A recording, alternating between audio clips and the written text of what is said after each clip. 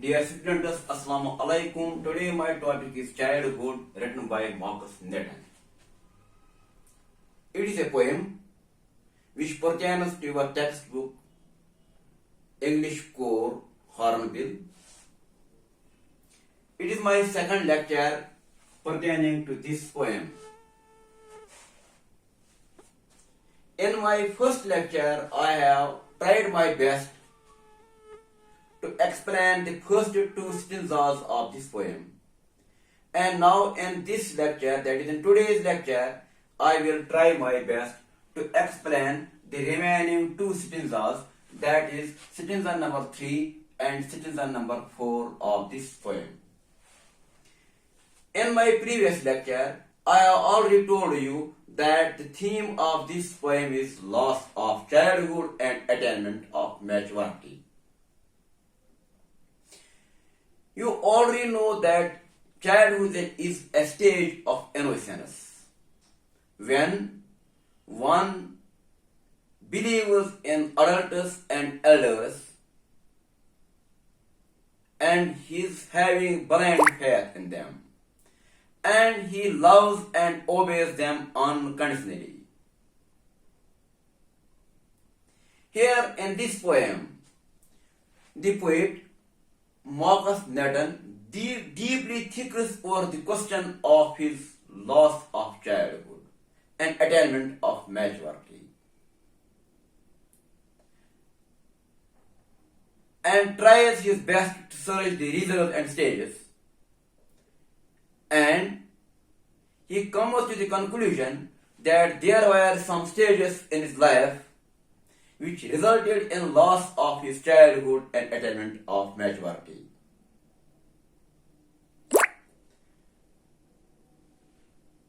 And in first stanza of this poem, he highlighted the sub-theme rationalism,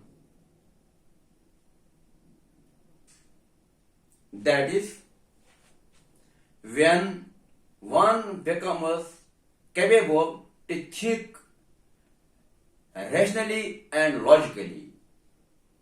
He tells us that it was after the age of 11 when he began to think logically and rationally, became capable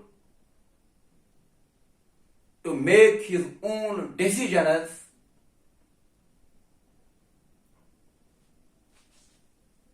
and it was surely a stage towards loss of his childhood when he acquired rationalism, and this rationalism resulted in loss of his childhood and attainment of maturity. In second stanza, which I have already explained to you in my previous lecture, he highlighted the sub-theme, that is exposure of adult hypocrisy.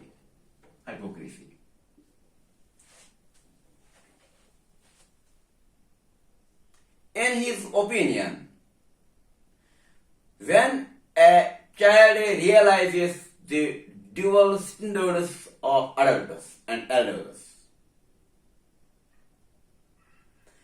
and becomes capable to expose their hypocrisy,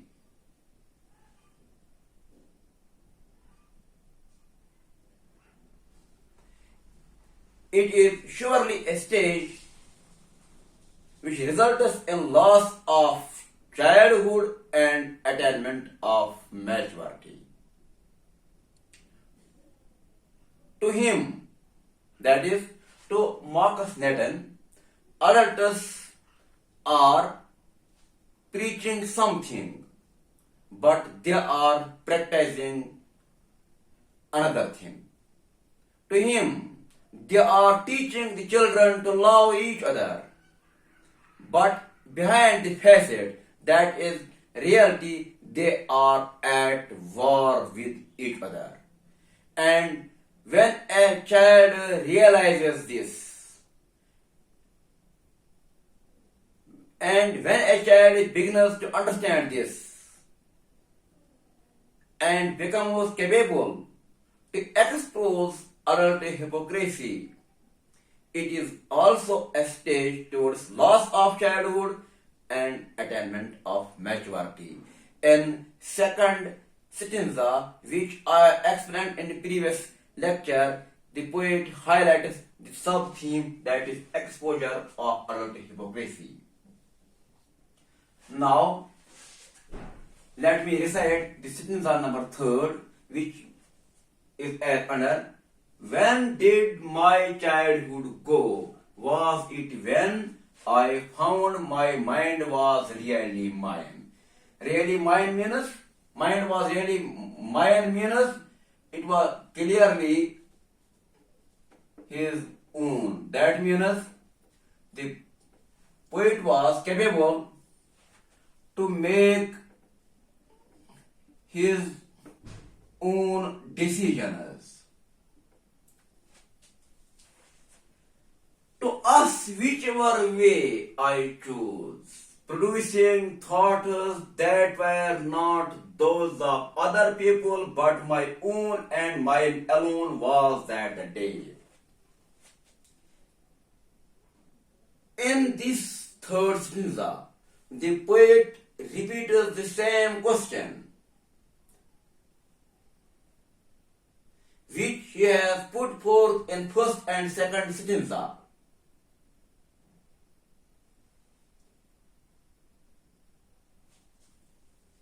When did my childhood go?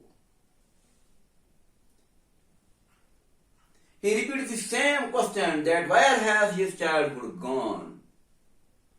When he has lost his childhood, and reflects that it was when he lost his childhood, when we became capable to make his own decisions, to believe in himself or herself. To us, whichever way I choose, he began to think as an individual. He began to think independently and didn't get influenced by the dictates of elders and adults.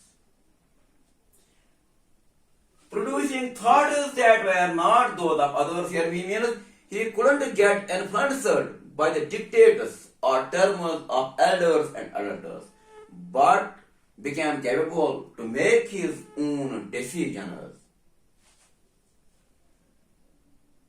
But my own and mine alone was the day. It tells us that this realization of individualism, this sense of individuality in poet, gaining of sense of individuality, resulted in loss of his childhood and attainment of maturity. Now let us see what poet says in concluding stanza. Where did my childhood go? It went to some forgotten place. And this lost stanza, the poet changes his question.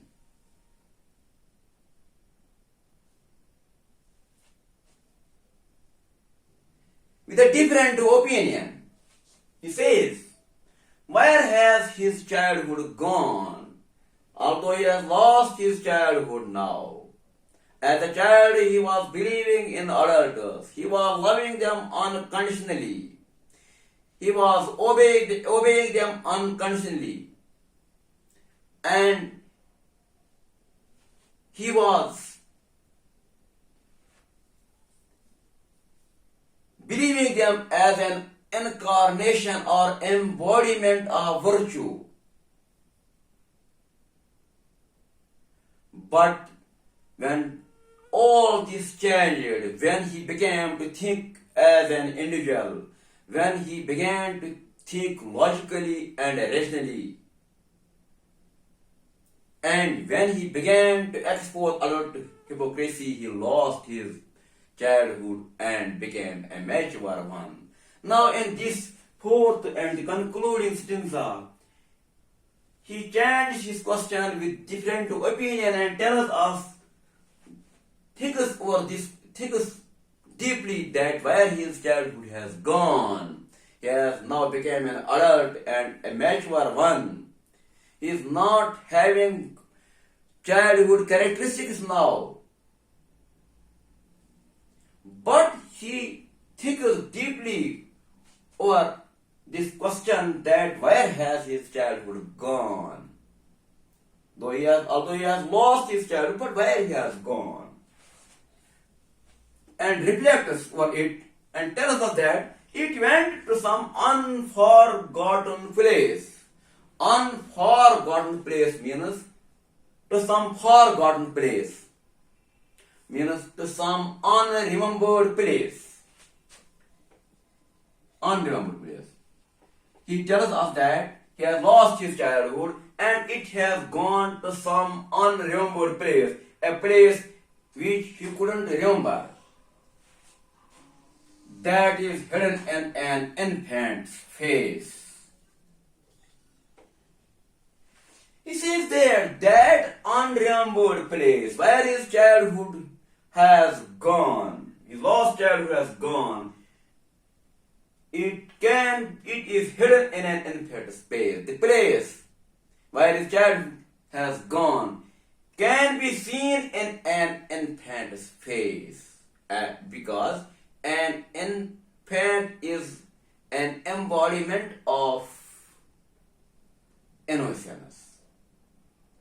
He is not believing, he is away from pretensions and hypocrisy. He is just like a clear slate. He is not polluted just like adults. So, to him, that is all I know. So, he says that one can find his lost childhood in an infant's face, in an infant, because infants are poles apart from hypocrisy. They are innocent. Thanks, stay blessed. And in this poem, the poet has used poetic devices. Poetic devices are the poetic techniques which poets usually use in their poems to intensify the meaning of their poems. He has used here alliteration. Alliteration is a repetition of the same sound. Like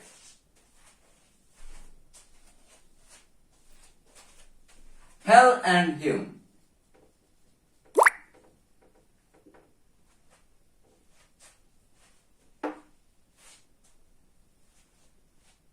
Whichever way.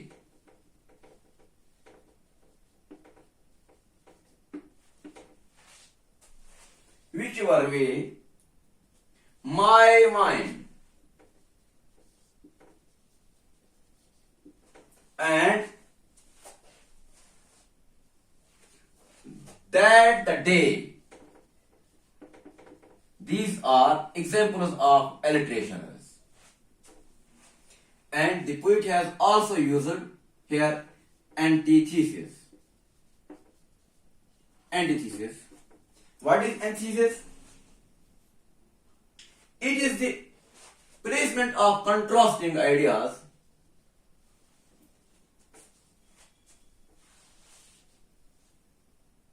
in the writing. The example is hell and him. Thanks. Stay blessed. Have a nice day. I hope that you might have comprehended the poem. Stay blessed.